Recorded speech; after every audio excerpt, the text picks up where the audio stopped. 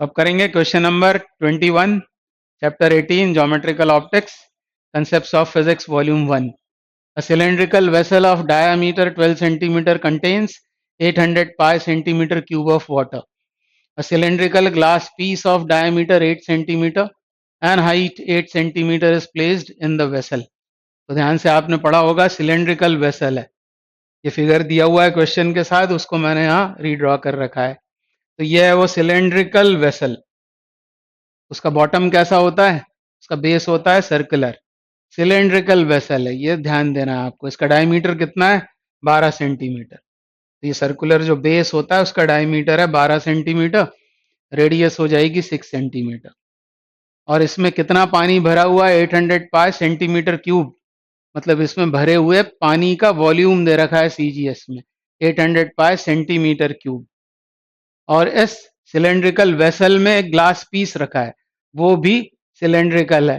ये जो ब्लू से दिखाया हुआ है, यह है वो ग्लास पीस, ये भी सिलेंडर ही है, जिसका डायमीटर है 8 सेंटीमीटर और हाइट है 8 centimetre. If the bottom of the vessel under the glass piece is seen by the paraxial rays, इसकी बॉटम को देखा जा रहा है, ये मैंने यहाँ बना रखी है बॉटम, इसको देख रहे हैं पैराक्सियल रेज, मतलब यहाँ कहीं है ऑब्जर्वर। रेस कैसी जा रही होंगी, परपेंडिकुलर और बहुत क्लोज इस पैराक्सियल रेज। तो हमारा वो जो फॉर्मूला है mu 2 by mu 1 is equal to v by u, वो वैलिड हो जाएगा। तो इस वेसल के, सिलेंड्रिकल वेसल के बॉटम को पैराक्सियल रेज से देखा जा रहा है। लोकेट इट्स इमेज, इसकी इमेज हमको लोकेट करना है। तो ये ऑब्जेक्ट हो गई। आगे क्या बोल रहे हैं, the index of refraction of glass is 1.5। ये है ग्लास, इसका रिफ्रैक्टिव इंडेक्स 1.5, और बाहर ये है वाटर, इसका रिफ्रैक्टिव इंडेक्स 1.33। तो कैसे करेंगे, तो पहले तो हमको ये पता करना पड़ेगा कि ये हाइट कितनी है, इस वेसल में पानी की हाइट कितनी है, ये हमको पहले पता करना पड़ेगा।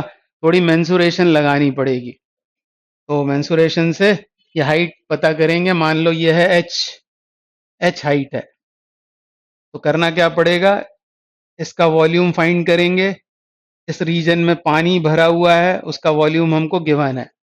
तो वॉल्यूम ऑफ वाटर, वो तो हमको बताया हुआ है कितना है, वो 800 पाई सेंटीमीटर क्यूब। तो ये तो वॉल्यूम हो गया पानी का। और इस सिलेंड्रिकल जो ग्लास पीस है, उसका वॉल्यूम कितना होगा, वॉल्यूम ऑफ ग्लास पीस, वो कितना हो जाएगा, वो भी एक सिलेंडर है। तो फॉर्मूला लगाएंगे पाई आर स्क्वायर एच। तो पाई आर स्क्वायर कितना है, इसकी रेडियस है 4, तो आर स्क्वायर मतलब हो गया 16, पाई आर स्क्वायर एच मतलब ये हो गया 8 सेंटीमीटर क्यूब में। ये निकल कर आएगा 128 पाई सेंटीमीटर क्यूब। और अब क्या करेंगे, इन दोनों वॉल्यूम्स को ऐड कर देते हैं। ये जो रीजन है इसमें पानी है और ये है ग्लास, दोनों वॉल्यूम्स को जोड़कर इस वॉल्यूम के साथ उसको इक्वेट कर देंगे तो हमको एच मिल जाएगा। तो कैलकुलेशंस हैं ज़्यादा, बहुत सारे, फिजिक्स तो कम लग रही है। फिजिक्स तो अभी शुरू ही नहीं हुई है, अभी तो मेंसुरेशन चल रही है। हमने क्या किया, पानी का वॉल्यूम लिया, उसमें उस ग्लास पीस का वॉल्यूम लिया, उसको ऐड कर लिया। 800 pi plus 128 pi is equal to, अब इस पूरे सिलेंडर का वॉल्यूम, ये भी एक सिलेंड्रिकल ही होगा, ये भी एक सिलेंड्रिकल वॉल्यूम है। तो पार स्क्वायर एच फॉर्मूला लगाएंगे, पाई आर स्क्वायर, तो रेडियस हो जाएगी बॉटम की कितनी, 6, मतलब ये होगा 36, 6 स्क्वायर इंटू एच, और यहां से एच कैलकुलेट हो जाएगा। ये पाई दोनों जगह से कैंसिल, तो ये हो गया 928/36, ये हुआ एच, और इसको 4 से कैंसिल करके ये आ जाएगा 232/9, 232/9। तो इतना काम तो पहले आपको करना पड़ेगा फॉर एच। एक कहानी खत्म, एक कहानी खत्म। एच आ गया 232/9, 232/9 ये निकल कर आया एच, 232/9 सेंटीमीटर, ये एच आ गया है आपके पास।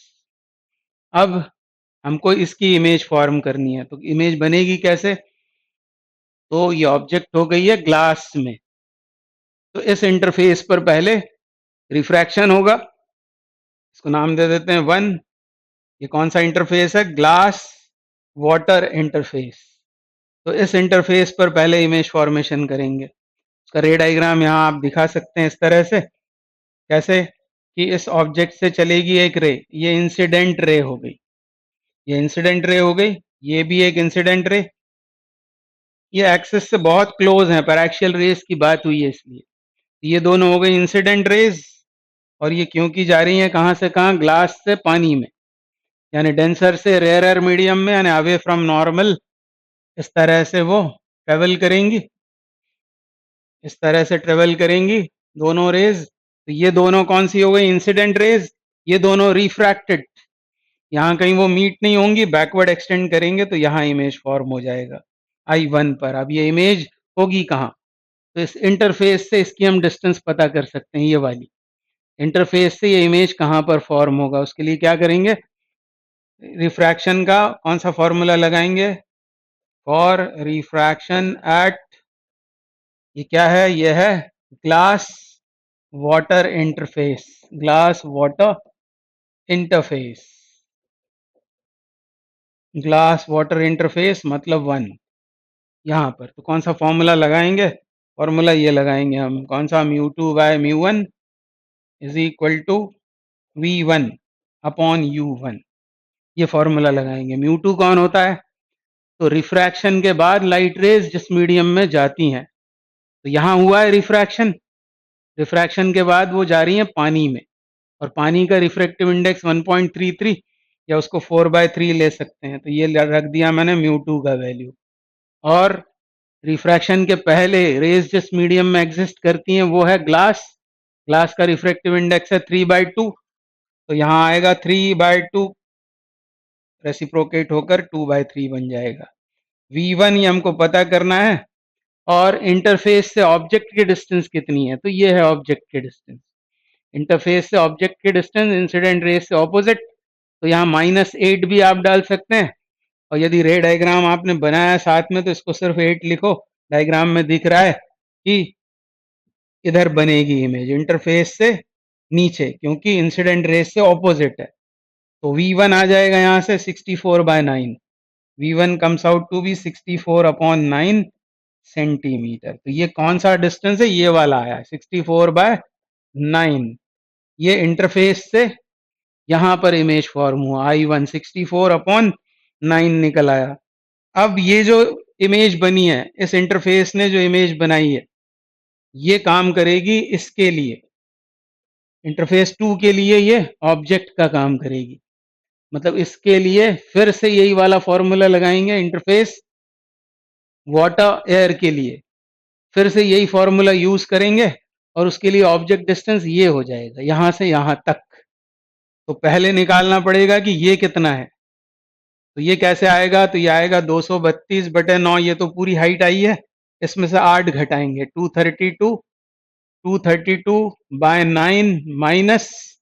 -8, ये सब्ट्रैक्ट करेंगे, ये सब्ट्रैक्ट करेंगे तो ये निकल कर आएगा। ये मैंने सॉल्व कर रखा है, ये है 160/9, 160/9, ये आई है डिस्टेंस।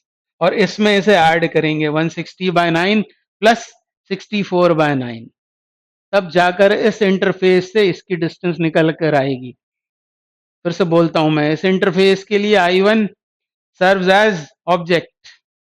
इस इंटरफेस पर जब ये फॉर्मूला आप वापस से लगाएंगे तो ये ऑब्जेक्ट का काम करेगी। और होगा कैसे रिफ्रैक्शन? तो फिर यहाँ नॉर्मल्स ड्रॉ कर देते हैं, और अब वो जा रही है कहाँ से कहाँ? Water to air. तो क्या होने वाला है वाटर टू एयर जाने पर? अवे फ्रॉम नॉर्मल, ऐसे नहीं जाएगी, बेंड हो जाएगी अवे फ्रॉम नॉर्मल, और यहां से आती हुई अपीयर होगी। तो यहां पर फाइनल इमेज बनेगा, और वो डिस्टेंस आएगी कहां से? इस फॉर्मूले से, इंटरफेस से। और बॉटम से बतानी है तो फिर आपको थोड़ा सा और कैलकुलेशन करना पड़ेगा। तो for refraction eight glass water interface से हमने पहले निकाला I1, और ये I1 काम करेगा किस? ऑब्जेक्ट का। किसके लिए? अब मैं सब हटा देता हूं यहां से। अब हम बात करेंगे किसके लिए? इस इंटरफेस के लिए। For refraction at, for refraction at water air interface, water air interface. तो फिर से यही फॉर्मूला लगाना है, mu two by mu one is equal to, अब इसको लिख लेते हैं v two upon u two. तो म्यू टू कौन, म्यू टू मतलब इस पर टकराने के बाद जिस मीडियम में रेज जा रही हैं, किस में जा रही है, एयर में, मतलब ये हो जाएगा वन। म्यू वन कौन, इंटरफेस पर टकराने के पहले जिस मीडियम में वो रेज एग्जिस्ट कर रही हैं, मतलब पानी, यानी क्या हो जाएगा 4/3, 1/4/3 इज इक्वल टू, ये तो हमको चाहिए है, और U2 कितना होगा, ऑब्जेक्ट डिस्टेंस कितनी होगी, तो वो हो जाएगी 160/9 प्लस 60/9, इन दोनों का एडिशन यहां से यहां तक, तो दोनों को ऐड करने पर ये मिल रहा है 224/9, 224/9। तब फिर निकल कर आया हमारे पास में V2, और ये सॉल्व वॉल्व जब आप करोगे इसको, तो इसको आ जाना है 56/3, 56/3, और किस में, सेंटीमीटर में। तो ये आया V2, और कहां से, इंटरफेस से, और बॉटम से कितना, ये आया है अभी आपके पास फाइनल आंसर, ये है I2, ये है I2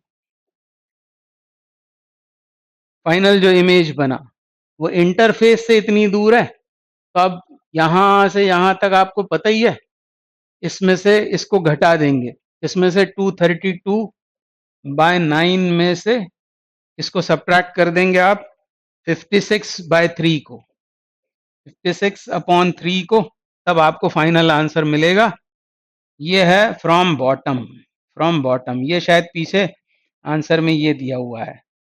तो 56/3 ये आया है, और 56/3 232/9 में से इसको सब्ट्रैक्ट करना है, तो इंटू थ्री कर लो, थोड़ी मैथमेटिक्स कम हो जाएगी, 9 आ गया नीचे, एलसीएम में ऊपर आ जाएगा 232 माइनस 1, क्या लिखा हुआ है ये 168, 232 माइनस 168 इज इक्वल टू 64/9, 64/9, और ये आ गया 7.11 सेंटीमीटर। तो अब मैथ्स वैथ्स ये सब काम तो आपको करना चाहिए, फिजिक्स तो बस यहीं खत्म हो जाती है, रे डायग्राम से ही उसको खत्म किया जा सकता है। तो इस क्वेश्चन में पहले तो बहुत सारी मेंसुरेशन लगी, और उसके बाद बहुत सारा कैलकुलेशन, थोड़ा इत्मीनान से पेशेंस रखते हुए आपको सॉल्व करना चाहिए। आंसर तो आ जाता है यदि आपका कंसेप्ट क्लियर है।